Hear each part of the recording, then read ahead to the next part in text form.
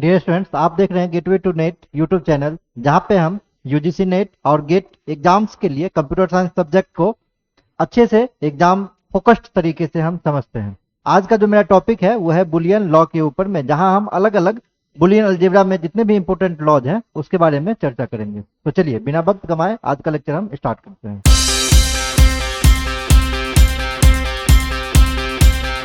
आज के इस क्लास में हम बुलियन अलजेब्रा के अलग अलग लॉज को पढ़ेंगे और उसके साथ साथ ट्रुथ टेबल को भी हम एज ए प्रूफ के तौर पे देखेंगे कि अगर कोई लॉ दिया हुआ है तो उसका हम अगर ट्रुथ टेबल के बेस पे ट्रुथ टेबल के थ्रू उसको प्रूव करना चाहें तो प्रूफ किस हिसाब से हम उसको करेंगे, किस प्रकार से उसको प्रूव करेंगे, यही आज के क्लास में हम देखते हैं। तो चलिए सबसे पहले लॉ की हम बात करते हैं। तो सबसे पहला लॉ है मेरा आइडेंटिटी लॉ। आइडेंटिटी लॉ कहता है क्या, अगर किसी बुलियन वेरिएबल में आप जीरो को ऐड करें, अगर किसी बुलियन वेरिएबल में आप जीरो को ऐड करें तो आंसर वही सेम बुलियन वेरिएबल के इक्वल होगा। अगर बुलियन वेरिएबल x ले लेते हैं तो x plus zero is equal to x हो जाएगा।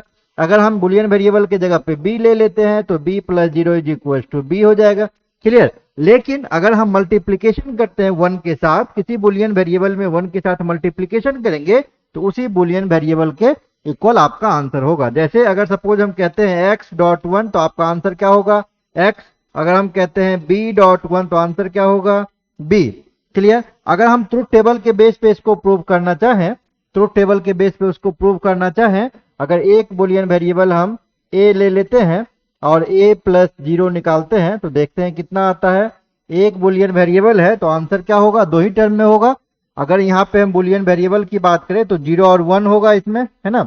तो a plus zero, 0 plus zero करेंगे या 1 प्लस जीरो करेंगे। 0 प्लस जीरो करेंगे तो आंसर क्या होगा, 0 प्लस जीरो 0 हो जाएगा, है ना। और 1 प्लस जीरो करेंगे तो आंसर 1 हो जाएगा। डिसजंक्शन यहाँ पे काम कर रहा है ना। प्लस किसकी तरह काम करता है, और ऑपरेशन की तरह डिसजंक्शन की तरह काम करता है। तो डिसजंक्शन क्या कहता है, डिसजंक्शन कहता है जब आप 0 0 में जीरोगे 0, 0 plus 1 is equal to 1, 1 plus zero is equal to 1, 1 plus 1 is equal to 1।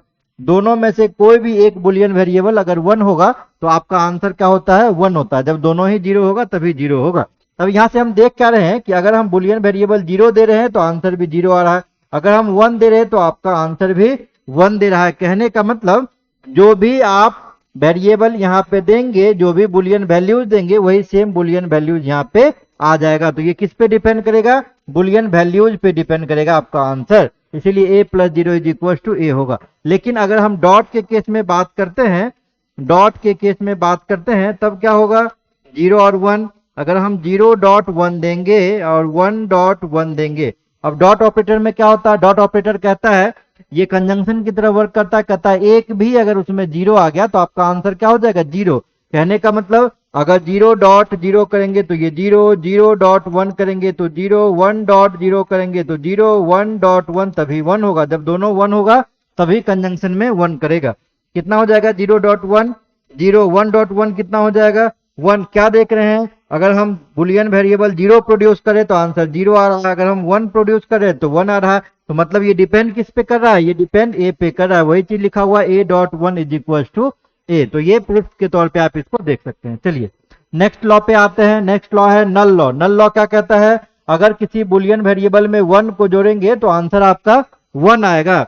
दूसरा लॉ है, अगर किसी बुलियन वेरिएबल में डॉट करेंगे 0 से तो आपका आंसर 0 आएगा। देखते हैं इसको हम करके प्रूव करके देखते हैं। इसको प्रूव करके देखिए, एक ही वेरिएबल है यहाँ तो क्या हो जाएगा, एक ही वेरिएबल है तो दो बुलियन वैल्यूज होगा 0 और 1। एक बार हम a प्लस 1 करते हैं, दूसरी बार हम a डॉट 0 करके देखते हैं आंसर क्या आता है। तो पहली बार में 0 प्लस 1 क्या दे देगा, 0 प्लस 1 1 दे देगा। फिर 1 प्लस 1 ये क्या देगा, 1 दे देगा। अगर हम डॉट करते हैं तो 0 डॉट 0 ये 0 और यहाँ से 1 डॉट 0 ये भी 0 देगा। किस पे डिपेंड करेगा, देखिए यहाँ पे अगर हम a प्लस 1 कर रहे हैं, बुलियन वेरिएबल 0 प्रोड्यूस कर रहे हैं, फिर भी आंसर कितना है 1 है। अगर 1 प्रोड्यूस कर रहे हैं फिर भी आंसर 1 है। मतलब ये बुलियन वेरिएबल पे डिपेंड नहीं कर रहा है, a के वैल्यू पे डिपेंड नहीं कर रहा है। आप किसी भी केस में जोड़े आपका आंसर यहाँ से 1 ही आएगा। सेम हम डॉट प्रोडक्ट में देख रहे हैं, यहाँ 0 प्रोड्यूस कर रहे हैं तो 0, 1 प्रोड्यूस कर रहे हैं फिर भी 0। तो ये भी डिपेंड किस पे कर रहा है, वेरिएबल पे डिपेंड नहीं कर रहा है। आंसर आपका 0 दोनों ही केस में कांस्टेंट आ रहा है। तो ये आपका लॉ है नल लॉ। तीसरे लॉ पे चलते हैं। तीसरा लॉ है कंप्लीमेंट लॉ। कहता है क्या, अगर किसी बुलियन वेरिएबल में उसका कंप्लीमेंट आप ऐड कर देंगे तो आंसर हो जाएगा 1। यहीं अगर हम डॉट प्रोडक्ट करेंगे कंप्लीमेंट के साथ तो आंसर हो जाएगा इसका 0। देखते हैं इसको भी प्रूफ करके देखिए। एक बुलियन वेरिएबल मान लीजिए x ले लिए, इसका कंप्लीमेंट निकालते हैं। एक बार x प्लस एक्स कंप्लीमेंट कर देते हैं, एक बार x डॉट एक्स कंप्लीमेंट कर देते हैं। देखते हैं क्या आंसर आएगा। एक ही वेरिएबल है, दो कॉम्बिनेशन होगा 0 और 1। कंप्लीमेंट करेंगे तो 0 का उल्टा 1, 1 का 0। अब जोड़िए 0 प्लस 1, 0 प्लस 1 क्या हो जाएगा 1, 1 प्लस 0 क्या हो जाएगा 1। अगर हम डॉट ऑपरेटर की बात करें 0.1 0 और यहाँ से 1.0 क्या हो जाएगा, ये 0 हो जाएगा।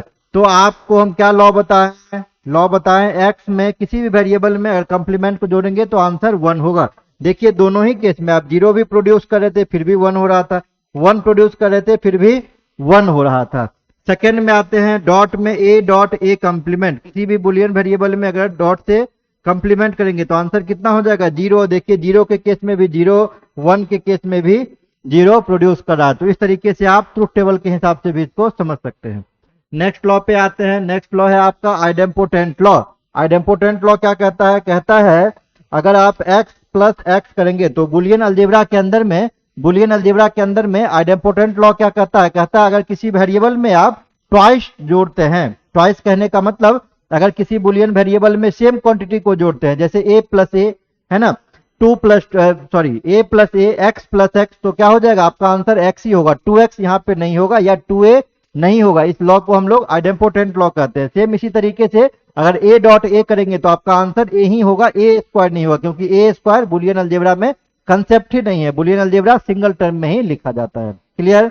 तो x प्लस एक्स करेंगे तो x हो जाएगा, इसी तरीके से x डॉट एक्स भी करेंगे तो ये x ही हो जाएगा। वही थ्योरम दिया हुआ है, अगर किसी बुलियन वेरिएबल में आप सेम क्वांटिटी को ऐड करेंगे तो यहाँ 2a ना होके ओनली आंसर a हो जाएगा, और डॉट में करेंगे तो a डॉट a स्क्वायर नहीं होगा, ओनली a हो जाएगा, क्योंकि a स्क्वायर का कॉन्सेप्ट बुलियन अलजेब्रा में है ही नहीं। तो ये आइडेम्पोटेंट लॉ है। अब double negation law. Double negation कहता है क्या कि अगर किसी बुलियन वेरिएबल का कंप्लीमेंट है, उसका दोबारा से कंप्लीमेंट करेंगे तो आंसर क्या हो जाएगा, बुलियन वेरिएबल के इक्वल हो जाएगा, x के इक्वल हो जाएगा। बिल्कुल सही बात है, आप इसको प्रूव करके भी देख सकते हैं। जैसे मान लीजिए एक बुलियन वेरिएबल ले लिए हैं आप, एक बुलियन वेरिएबल ले लिए a, तो कितना केस बनेगा, 2 केस बनेगा, 0 और 1। अगर 0 का कंप्लीमेंट करेंगे तो 1, 1 का कंप्लीमेंट करेंगे तो 0। अगेन फिर से कंप्लीमेंट करते हैं, 1 का क्या हो जाएगा 0, 0 का करेंगे तो 1। क्या देख रहे हैं, ये फिर से इक्वल किसके हो गया, a के, 0 तो 0, 1 तो 1। डबल कंप्लीमेंट करेंगे तो कंप्लीमेंट आपका खत्म हो जाता है। इसी को कहते हैं डबल निगेशन लॉ। नेक्स्ट पे आते हैं। नेक्स्ट है आपका कम्यूटेटिव लॉ। कम्यूटेटिव लॉ में आप ऐसे समझिए, अगर हम मान लीजिए 2 में 3 को जोड़े या 3 में 2 को जोड़े, दोनों ही केस में आंसर कितना होगा, 5 ही होगा। कोई अंतर पड़ा क्या, नहीं पड़ा। तो सेम तरीके से अगर a में हम b बुलियन वेरिएबल को जोड़े या b में a को जोड़े तो आंसर दोनों का सेम ही होगा। अगर डॉट में भी हम करते हैं, जैसे 2 को 3 से मल्टीप्लाई करें या 3 को 2 से मल्टीप्लाई करें, दोनों ही केस में क्या होगा, आंसर आपका 6 ही आने वाला है। तो मल्टीप्लीकेशन के केस में भी a डॉट b करे या b डॉट a करे, आपका आंसर सेम ही होगा। इस लॉ का क्या नाम है, इस लॉ का नाम है कम्यूटेटिव लॉ। आप ट्रुथ टेबल के हेल्प से भी इसको देख सकते हैं। क्लियर। नेक्स्ट है एसोसिएटिव लॉ। आप इसको समझिए, मान लीजिए मेरे पास 3 नंबर दिया हुआ है 2 3 4। क्लियर। पहले हम क्या करते हैं, 3 और 4 को ऐड कर देते हैं। कितना हो गया 3 और 4 7, 7 में फिर से 2 को ऐड कर देते हैं। कितना रिजल्ट हो जाएगा, रिजल्ट हो जाएगा आपका 9। क्लियर। अब हम क्या करते हैं, पहले शुरू का 2 क्वांटिटी जोड़ते हैं। 2 में 3 को जोड़ दिए, कितना 5। अब 4 बचा, 4 को इसमें ऐड कर दिए, फिर भी रिजल्ट कितना होगा 9 ही होगा। अगर हम सेम मल्टीप्लीकेशन के केस में बात करें, 2 इंटू 3 इंटू 4, 2 क्वांटिटी 3 क्वांटिटी है मेरे पास। पहले हम 3 4 को मल्टीप्लाई करते हैं, कितना हो जाएगा 12। 12 को 2 से करते हैं 24, या पहले हम 2 को कर लें, लास्ट में इसके रिजल्ट को करें, कितना हो जाएगा 2 3 जा 6, 6 4 जा 24। दोनों ही केस में आपका रिजल्ट कितना आ रहा है 24 आ रहा है। तो अगर हम यही नंबर को एक बुलियन वेरिएबल से असाइन कर दें तो ये क्या हो जाएगा, अगर मान लीजिए 3 बुलियन वेरिएबल ले लेते हैं a b c, तो a plus b plus c, a plus b plus c। अब यहाँ पे b प्लस c को पहले ऐड करें, रिजल्ट को हम a में ऐड कर दे, या हम यूं कह सकते हैं पहले a प्लस b को ऐड कर दे, बाद में हम c को ऐड करें। दोनों ही केस में आपका आंसर सेम होगा। अगर सेम काम मल्टीप्लीकेशन में भी करते हैं, ए डॉट बी, जो रिजल्ट आएगा उसको सी में मल्टीप्लाई करें, या पहले बी सी को मल्टीप्लाई करके रिजल्ट को ए में मल्टीप्लाई करें, दोनों आपस में सेम ही वैल्यू देगा। इस लॉ का क्या नाम है? इस लॉ का नाम है associative law. Clear. Next law देखिए, नेक्स्ट लॉ है डिस्ट्रीब्यूटिव लॉ। अब डिस्ट्रीब्यूटिव लॉ क्या कहता है कि अगर आपके पास 3 बुलियन वेरिएबल है ए बी सी, अगर आपके पास 3 बुलियन वेरिएबल है ए बी सी, क्लियर, तो इसको जब आप ब्रेक कीजिएगा तो क्या हो जाएगा? ए पहले बी के साथ शिफ्टिंग करेगा, प्लस है तो प्लस, ए फिर से शिफ्टिंग करेगा सी के साथ, तो A dot B plus C equal to A B plus A C हो जाएगा। ये पहला लॉ है, ठीक है। दूसरा लॉ कहता है क्या कि अगर आपके पास ऐसा हो कहीं a plus b dot c, तो ये इक्वल किसके होगा? ये इक्वल होगा a plus b dot a plus c, ये इसके इक्वल हो जाएगा। ये सेकेंड लॉ है। आप ट्रूथ टेबल के हेल्प से भी सारे लॉ को प्रूफ कर सकते हैं। क्लियर। जितना भी लॉ है सारे लॉ को आप प्रूफ कर सकते हैं, इसमें कोई दिक्कत नहीं है। देखिए, जैसे 2 वेरिएबल है, कितना कॉम्बिनेशन बनेगा? 4 कॉम्बिनेशन बनेगा। आप जान रहे हैं 0 0 0 1 1 0 1 1, ये 4 कॉम्बिनेशन यहां से बन गया। अब अगर हम पहले 3 वेरिएबल है ना, तो सी भी लेना पड़ेगा। देखिए, यहां से 3 वेरिएबल है तो आपको सी भी लेना पड़ेगा। क्लियर। देखिए, 3 वेरिएबल है तो सी भी लेना पड़ेगा। ए बी सी हम ले लेते हैं, ए बी सी ले लेते हैं। क्लियर। फिर से पहले क्या निकालना है? बी प्लस सी। अब क्या निकालना है? ए plus B plus C. Clear. Last में देखिए क्या है आपका लॉ? बी प्लस सी निकाले, A dot B plus C, यहाँ पे A dot B plus C. Clear. अब पहले ए बी निकालना है, फिर से ए सी निकालना है, फिर से दोनों को जोड़ दिए, ए बी प्लस ए सी। देखिए करके देखते हैं, फिर पता चलेगा। अब 3 वेरिएबल है, कितना कॉम्बिनेशन होगा? 8। 0 0 0 0 0 1 0 1 0 0 1 1 1 0 0 1 0 1 1 1 0 और 1 1 1। ये 8 कॉम्बिनेशन यहाँ से बनेगा। क्लियर। 8 कॉम्बिनेशन बनेगा। पहले बी प्लस सी, और में क्या होता है? प्लस मतलब और में क्या होगा? एक भी 1 तो 1, दोनों 0 तो 0, 1 1 1 0 1 1 1। ए डॉट बी प्लस सी, अब डॉट ऑपरेशन परफॉर्म करना है। डॉट में एक भी 0 तो 0, डॉट में एक भी 0 तो 0, क्या हो जाएगा? 0 0 0। ए को और बी प्लस सी को देखना, डॉट, ये 0 0 0। Clear. 1 dot 0 0 1 dot 1 1 1 dot 1 1 1 dot 1 1 हो गया। अब ए बी करना है, ए बी, ए और बी का, एक भी 0 तो 0, डॉट ऑपरेशन है 0 0 0। क्लियर। फिर से 1 0 0 1 0 0, दोनों 1 है, 1 1। ए सी करना है, ए सी, तो 1 2 3 4 0 ही हो जाएगा क्योंकि ए का 4 0 है। फिर से ए सी करना है 1 0 1 0 0 1 1 1 1 0 0 1 1 1 1 1 1 लास्ट में हो जाएगा। अब देखिए दोनों को जोड़िए, 0 0 0 0 0 0 1 1 1 1। मैच कराइए इस दोनों को, देखिए बराबर हो रहा है कि नहीं। कितना 1 कितना 0 है? 5। शुरू का 5 0 है, लास्ट में 1 1 1, देखिए यहाँ भी है, लास्ट में 1 1 1 यहाँ भी है। तो ट्रूथ टेबल के हेल्प से आप इसको प्रूफ भी कर सकते हैं। कौन सा लॉ है ये? लॉ का नाम है डिस्ट्रीब्यूटिव लॉ। ये लॉ कौन सा है? लॉ है आपका डिस्ट्रीब्यूटिव लॉ। क्लियर। नेक्स्ट है आपका D Morgan's law. D Morgan's law क्या कहता है? कहता है कि अगर हम ए डॉट बी, 2 वेरिएबल लिए, दोनों का डॉट ऑपरेशन किए, फिर से इसका कंप्लीमेंट कर रहे हैं, तो ये बराबर होगा दोनों के अलग अलग कंप्लीमेंट के। पहले कंप्लीमेंट दोनों नंबर पे शिफ्ट करेगा। क्लियर। और जब कंप्लीमेंट डॉट पे जाएगा तो इसको ये प्लस कर देगा। अगर सेम बीच में प्लस रहे, ए प्लस बी का होल कंप्लीमेंट दोनों पे शिफ्ट करेगा, ए पे भी बी पे भी, और प्लस पे जब शिफ्ट किया तो इसको डॉट कर दिया। इसको भी आप ट्रूथ टेबल के माध्यम से प्रूव कर सकते हैं। जैसे 2 ही वेरिएबल है तो यहां से 4 कॉम्बिनेशन बनेगा, 0 0 0 1 1 0 1 1। क्लियर। अब यहां से कंप्लीमेंट करते हैं, पहले ए का कंप्लीमेंट कीजिए, फिर से बी का कीजिए, ए प्लस बी, फिर से हम निकालते हैं ए प्लस बी का कंप्लीमेंट, और लास्ट में निकालते हैं ए कंप्लीमेंट डॉट बी कंप्लीमेंट। देखते हैं रिजल्ट इक्वल हो कि नहीं है।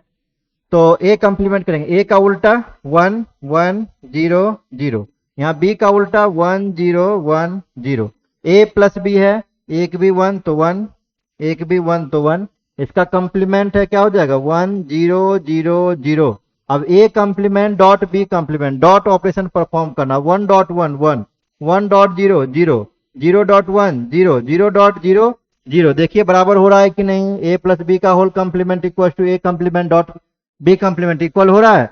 इस रो में देखिए 1 है तो यहाँ भी 1, 0 है तो 0, 0 है तो 0, 0 है तो 0। ये कौन सा लॉ है, ये लॉ है आपका डी मॉर्गन्स लॉ। ये लॉ बहुत इंपॉर्टेंट है, आप इसको ध्यान में रखेंगे, डी मॉर्गन्स लॉ को। क्लियर।